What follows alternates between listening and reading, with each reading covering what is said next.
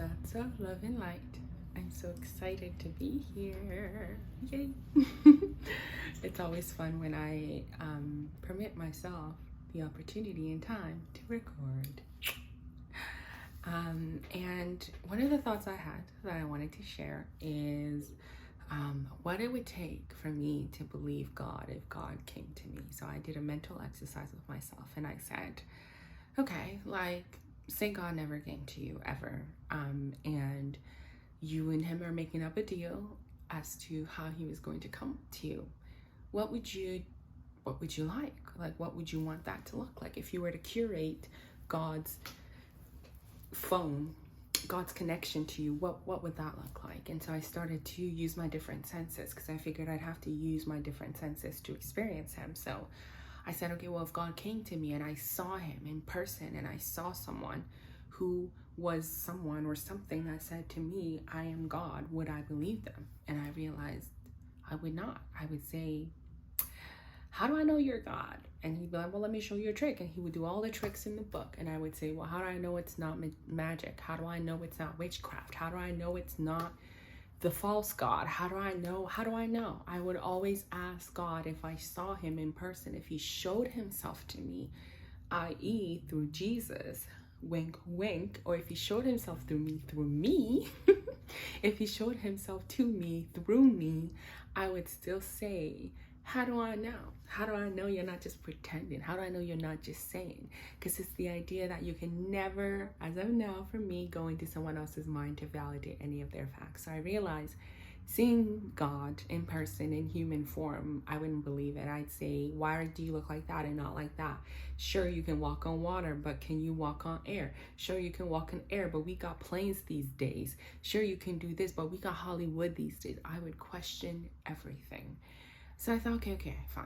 Maybe if I heard him, because like right now, the only voice in my head is one. There's one voice in my head and it's my voice. And there's just that one voice. I thought, okay, maybe if I heard him. I just heard a voice. So my voice goes, who am I? And then a voice goes, I am God and you are my daughter. Would I believe that? No. I would say, well, I can't see you.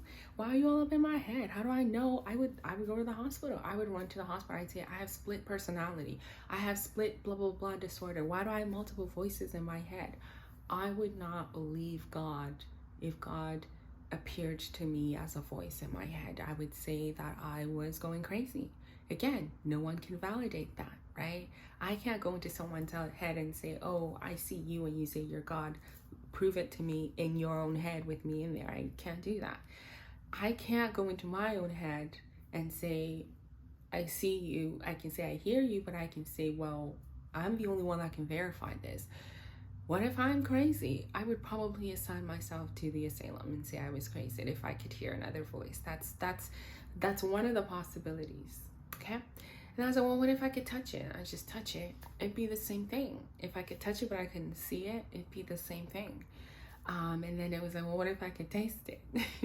So I used my different senses. I'm like, no. And then I thought, well, what if all senses were combined, right? What if I could see someone physically in front of me and then I can hear them in my head, but they weren't talking, and this is the ultimate thing. And I can experience it. And essentially, they took me on a personal journey. Right? What if that was how God spoke to me? And then I realized, well, in all of these instances, if God was to come to me and prove himself to me, he would use my senses, that's sure, okay? And he could use all of them.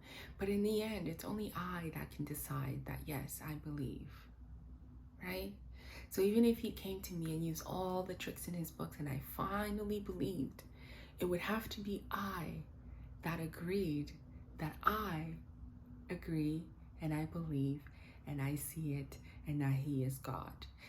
God can only be God to me if I agree that he is God, no matter what he does. And that was really powerful to me. The realization that he could be here right now, which he is, but I won't believe it until I agree. And so I have the ultimate say so. I have the ultimate guidance to accept as much of the spirit of God that I can handle. And that was a beautiful realization that essentially God has been showing himself to me all these years, but I refused to believe it. I refused to see it. I didn't want to believe that I was seeing God. Because how could God look like that? How can God say that? How can God be that? If I'm so busy, that was another thing I realized. If I'm so busy judging and having opinions and feelings about things, God can come to me as a homeless man and I'd be like, ugh, God can come to me. And one of the realizations I had was God can come to me as Tiwa Savage. God can create himself as this big celebrity star that has this personality, that has this thing, and they are God. And I would say, oh, how could you be God? You have a tattoo. So judgment and thoughts separate me from God, and he's already here. I just have to accept, see it, believe it, continue to do that. And I accept. I see it, I believe it. I feel it, I know it. It is. It just is. It's everywhere. I'm grateful.